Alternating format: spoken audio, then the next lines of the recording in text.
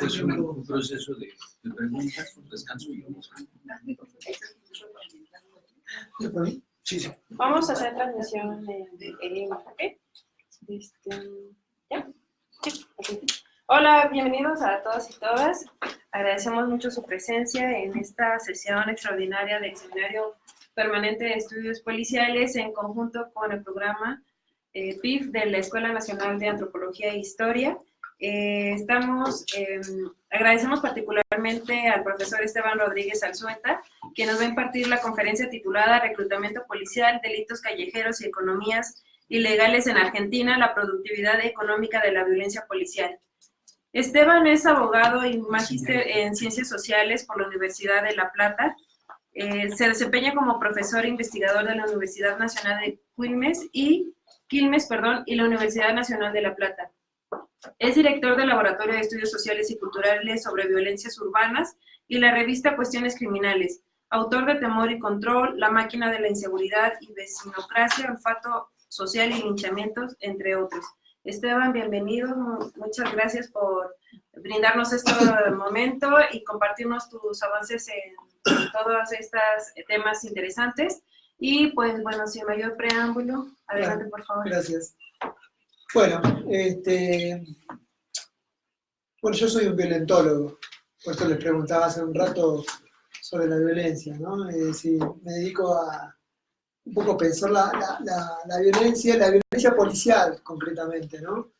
En la Universidad de Quilmes, donde hago investigación, desde hace un par de años vengo dirigiendo 2 proyectos de investigación en torno a lo que en Argentina llamamos hostigamiento policial, ¿no? Más concretamente, la idea es pensar cómo viven los jóvenes, cómo experimentan los jóvenes la violencia policial, ¿no? Es decir, si la referencian como problema y si referenciándolo como problema, en qué términos plantean y de qué manera lo van contando a sus pares también, ¿no? Porque muchas veces la violencia policial muchas veces hay determinadas situaciones con la policía que pueden referenciarla como violentas, pero que sin embargo no las presentan a sus pares o a los adultos como violentos, porque eso de alguna manera también devaluaría su masculinidad y licuaría el prestigio licuaría el prestigio frente a sus pares también, ¿no? Entonces, muchas veces la violencia policial, sobre todo determinadas formas de violencia policial, no pueden presentarse públicamente en determinados escenarios como violencia porque no es de machos, ¿no? Ir corriendo por ahí diciendo la policía me maltrata, ¿no? El punto de partida para pensar la violencia policial, en la Argentina, cada vez que se habla de, supongo que no solamente en la Argentina, pero bueno, cada vez que en la Argentina hablamos de violencia policial, siempre estamos pensando en una violencia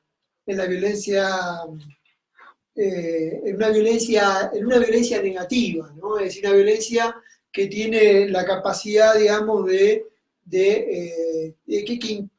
impacta en la integridad física de las personas, ¿no? Es una violencia que no solamente duele, es una violencia que deja marcas en el cuerpo, es una violencia, digamos, que fragmenta, que tiene la capacidad de ir resquebrajando lazos sociales, ¿no? Es una violencia que tiene la capacidad de ir compartimentando, digamos, a los grupos de jóvenes en los barrios, que va dejando a los jóvenes solos, también en los barrios, desde el momento que va generando malentendidos, también con las generaciones mayores. Es una violencia, es decir, cada vez que hablamos de violencia policial, siempre estamos hablando de una violencia, siempre estamos hablando de la agresividad policial, ¿no? Estamos hablando de esa violencia que impacta en el cuerpo, que deja marcas en el cuerpo, que es una violencia, por otro lado, generalmente los operadores jurídicos, abogados, de organizaciones de derechos humanos, fiscales, defensores en general, suelen trabajar con esta definición, una definición restringida de la violencia policial, ¿no? Violencia policial es aquello que deja marcas en el cuerpo porque, digo, es la violencia que luego se puede tramitar judicialmente porque es una violencia que que rápidamente esa marca en el cuerpo se transforma rápidamente también en una prueba, ¿no? Entonces, si no hay prueba, no hay reproche, es decir, si no hay una marca en el cuerpo, entonces no hay violencia, ¿no? Entonces, me parece que nosotros hemos intentado ir hacia una definición más amplia de violencia policial, ¿no? Es decir, intentamos redefinir la violencia policial, un poco también para pensar la capacidad productiva de la violencia, ¿no? Es decir, para pensar la productividad política y económica de la violencia policial también. Es decir, hay también una economía de la violencia policial. Entonces, digo, la violencia no es solamente aquellos que niegan, no tiene violencia policial para nosotros no es solamente aquellos que niegan, sino también aquellos que producen, ¿no? Producen un montón de cosas, ¿no? Es decir, no solamente la violencia policial es aquella que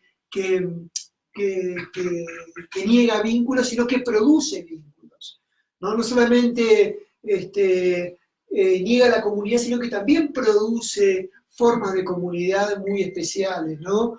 Es decir, es una violencia que también, que no solamente es descompositiva, sino que también es compositiva, como voy a presentarles enseguida. Es decir, me parece que hay una dimensión moral de la violencia, que me parece que hay que comenzar a referenciarla, hay que comenzar a tenerla en cuenta, ¿no? Ustedes saben que una categoría es una pregunta, ¿no? Una categoría es ¿cómo decirles? El poeta Mallarmé decía, solo el que lance redes cogerá peces, ¿no? Es decir, si uno va con una definición restringida de violencia, solo va a ver determinados eventos, pero si uno va con una definición más amplia, que tenga en cuenta otras dimensiones, bueno, va a poder echar el ojo sobre otros aspectos que de otra manera se nos escaparían. Nosotros desde hace bastante tiempo venimos trabajando venimos pensando en la dimensión moral de la violencia, ¿no? Es decir, un poco para entender que muchas veces las detenciones por averiguación de identidad, por ejemplo, lo que nosotros llamamos las detenciones identitarias, las paradas policiales, las paradas de jóvenes por parte de la policía en la calle, en el espacio público, y luego cuando a esos jóvenes se los revisa, ¿no? Se los cachea, o se les requisa sus pertenencias, se les abre sus mochilas para ver qué es lo que llevan. Esas pequeñas rutinas burocráticas no van acompañadas de buenos modales, sino que van acompañadas con destrato y con mucho maltrato, ¿no? Es decir, van acompañadas con risas, van acompañadas con burlas, van acompañadas con provocaciones, con imputaciones falsas, ¿sí? Que si bien ese tipo de violencia no deja una marca en el cuerpo, tiene igualmente la capacidad de agredir la dignidad de la persona, ¿no? Porque cuestiona su subjetividad, porque cuestiona su identidad. Entonces, me parece que ese tipo de prácticas, que son en última instancia con las que se mide la gran mayoría de los jóvenes, ¿no? Porque cuando uno acota la violencia policial a la agresión física, a la violencia física, entonces uno tiende a acotar la violencia policial a lo que en Argentina llamamos el gatillo fácil, o esas ejecuciones extrajudiciales. Uno tiende a acotar la violencia policial a la tortura o a la desaparición forzada, digamos, de personas. Pero lo cierto es que para cuando un joven lo molieron a palos, ¿no? Le pegaron en una comisaría, ese joven seguramente hace bastante tiempo que es objeto de detenciones policiales sistemáticas donde se lo agrede moralmente. Entonces, nuestra idea era empezar a agendar como problema para poder explorar ese tipo de práctica, es decir, pensar la violencia policial antes de la violencia policial, es decir, pensar lo que nosotros llamamos el hostigamiento policial, o pensar lo que los jóvenes llaman en Argentina el verdugueo policial, ¿no? Verdugueo policial justamente es la palabra que construyeron los jóvenes para nombrar la dimensión moral de la violencia, ¿no? Es decir, para pensar ese destrato y ese maltrato con el que viven los jóvenes todos los días. Entonces, primera y segunda cuestión, digo, la violencia para nosotros no es solamente una violencia, no es una violencia negativa, sino que es productiva, pero que tampoco es una violencia, digamos, solamente agresiva, sino que es una violencia también moral en el sentido, digamos, que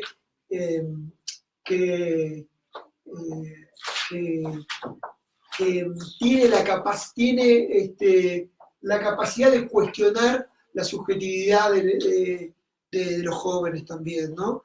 Es una violencia que si bien no deja marcas en el cuerpo, sin embargo, puede dejar marcas en su subjetividad de larga duración inclusive, ¿no? Porque muchas veces esas violencias morales generan vergüenza, generan silencio, generan que el joven se autoculpifique todo el tiempo, ¿no? Es decir, genera también marcas subjetivas de larga duración, ¿no? Es algo que no deja una marca en el cuerpo, pero que te pone los pelos de punta, que se siente en el estómago, ¿no? En el hueco que te genera, porque genera también miedo, porque genera angustia también, ¿no? Entonces, digo, nos parece que si no, en la Argentina tenemos las organizaciones de derechos humanos, tenemos una consigna que se llama Ni un pibe menos, ¿no? No sé si sintieron hablar alguna vez de esa consigna, Ni un pibe menos, que es una manera de decir, bueno, no tenemos que esperar que a un joven lo mate la policía para poder actuar, ¿no? Tenemos que llegar antes, y para llegar antes, ¿no? Tenemos que operar con una definición más amplia que nos permita justamente referenciar como problema, identificar como problema determinados eventos, ¿sí? Donde también la policía actúa de manera abusiva, discriminatoria y violenta, solamente que no es una violencia física, sino que también es una violencia sobre todo moral, ¿no? Solamente, digamos, me parece que, porque digo, la policía, además de tener el monopolio de la fuerza física, sobre todo tiene el monopolio de la identidad, ¿no? La policía, cuando nos para por la calle y nos dice, alto ahí, no se mueva, documentos por favor, está testeando, no solamente está testeando una identidad, sino que está también contribuyendo a componer una identidad vulnerable. Está de alguna manera también contribuyendo cuando detiene para pedir un documento, está certificando muchas veces el estigma que los jóvenes tienen en la comunidad también, ¿no? Entonces eso también tiene la capacidad de ir contribuyendo a, digamos, no solamente cuestiona la identidad de ese joven, sino que en su lugar también puja para que este joven tenga otra identidad, ¿no? Se le cuestiona una identidad para agregarle otra identidad evaluada. Entonces, al pensar la violencia policial en estos términos, uno, digamos, podemos reconocer, y otra cosa muy importante que me olvidaba de decir, digo, también la violencia, cada vez que hablamos de violencia policial siempre se piensa que la violencia policial tiene un carácter instrumental, ¿no? Es decir, se usa la violencia, por lo menos esa es una de las maneras que tiene la policía de presentar a la violencia, ¿no? Para agregar algún tipo de legitimidad, ¿no? Es decir, el policía ejerce una violencia para inmovilizarlo, porque este joven se resistió a la autoridad, ejerce violencia para sustraerle algún tipo de información importante, etcétera, etcétera. Para nosotros, digo, la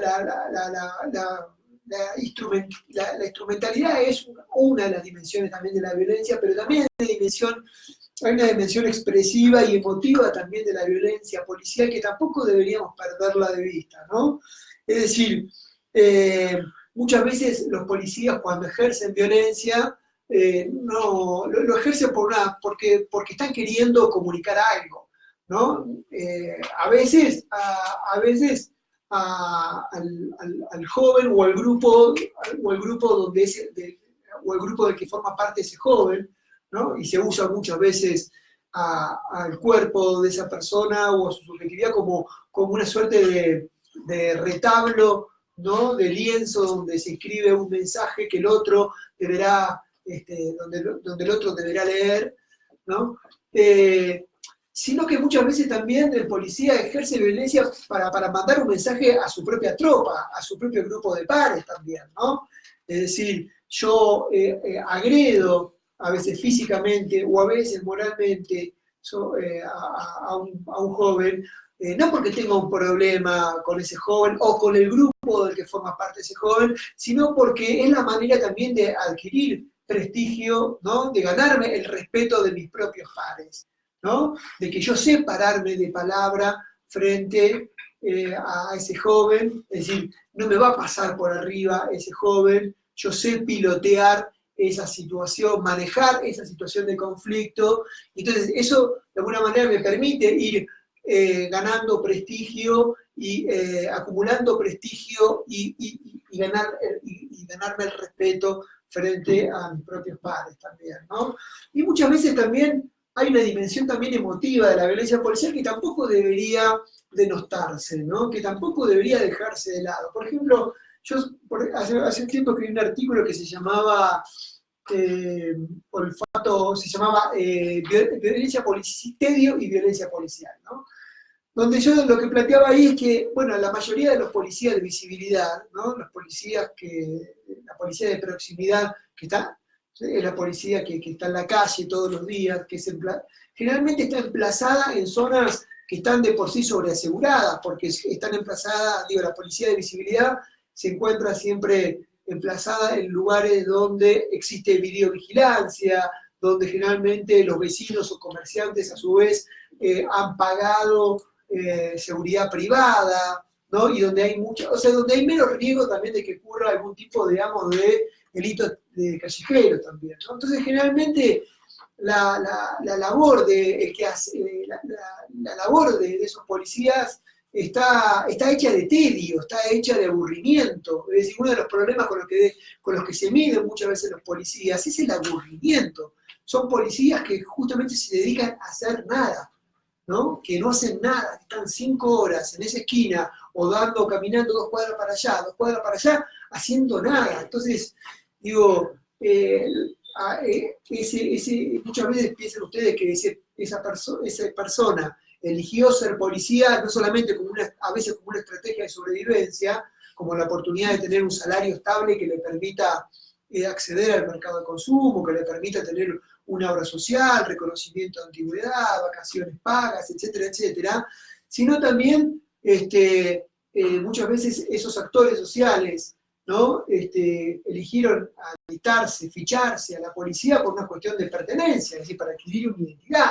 Eran jóvenes que antes no eran nada, no existían en su comunidad, eran vistos como problema, pero desde el momento que se agregaron a la policía, se ficharon a la policía, empiezan a formar parte de la policía, empiezan a ser tenidos en cuenta, empiezan a ser valorados, a adquirir otro estatus en su propia comunidad. Ahora, es decir, existen. Antes era un joven y no existía. Ahora es un policía y existo, pero digamos, tengo autoridad, ¿no? Pero esa autoridad rara vez tiene la oportunidad de hacerla valer. Por eso, digo, digamos, a mí me dijeron, yo, policía, me dijeron que existía, que tengo autoridad, pero es una autoridad que nunca la puedo ejercer, porque estoy emplazado en un lugar donde no sucede absolutamente nada. Entonces, si viene caminando una señora de 70 años, no le voy a decir, alto ahí, no se mueva contra la pared, ¿no? Digamos, pero si viene caminando un joven de 14, 15 años, morocho, piel trigueña, ¿no? Anda con ropa deportiva y gorrita en Argentina, bueno, ese joven, digamos, tiene todos los números puestos para ganarse la atención policial. Es decir, ese joven es la oportunidad de decir yo existo, yo policía existo. Ese joven es la posibilidad